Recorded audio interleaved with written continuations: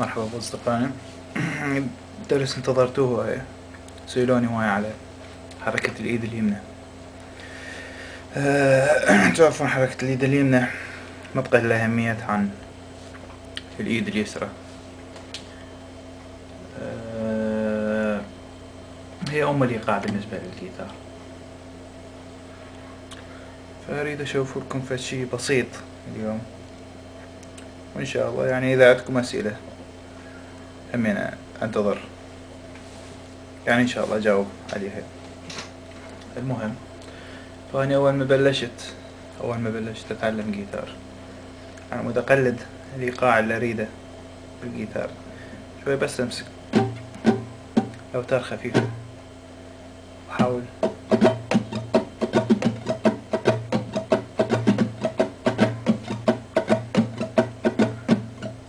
تشوفون، يعني إذا أحاول أطلع الإيقاع تبع الأغنية بالجيتار.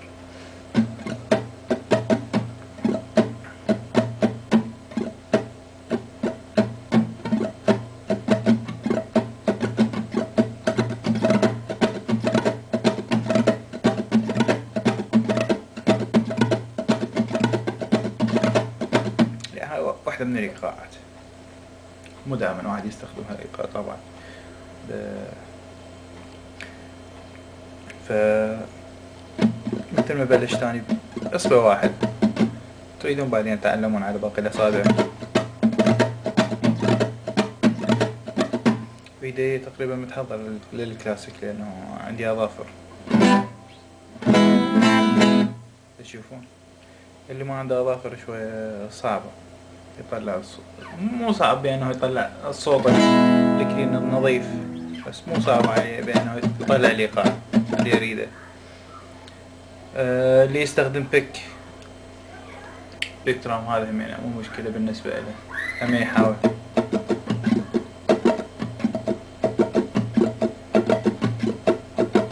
يطلع الإيقاع اللي يريده. بالنسبة للضربة هم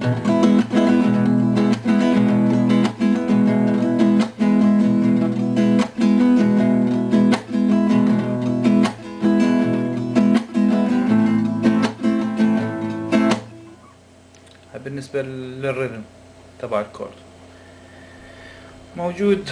بالنسبة للكوردات يعني كمان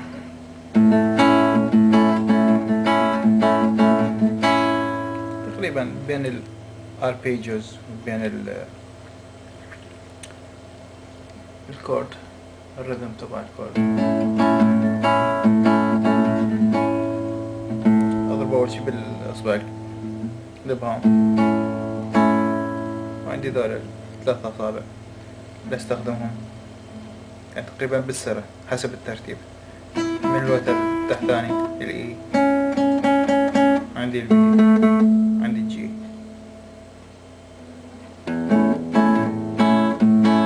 بسحبهم ثلاثة سوا. بالنسبة للاربيجوز من واحد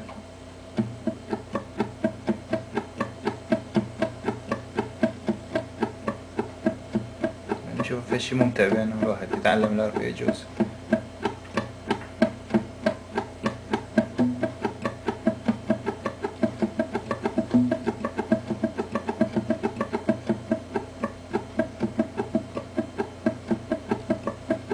اللي حسب أنه كان هذا ساعد الدق.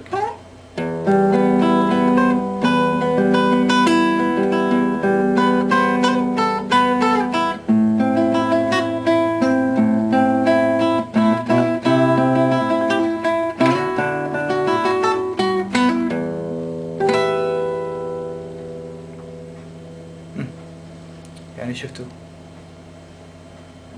شغلة ممتعة بأنه واحد يتعلم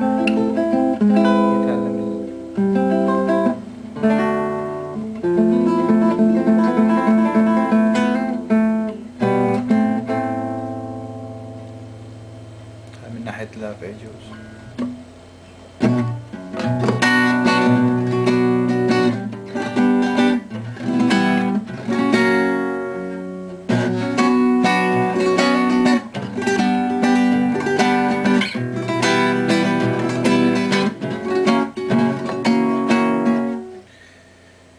يعني.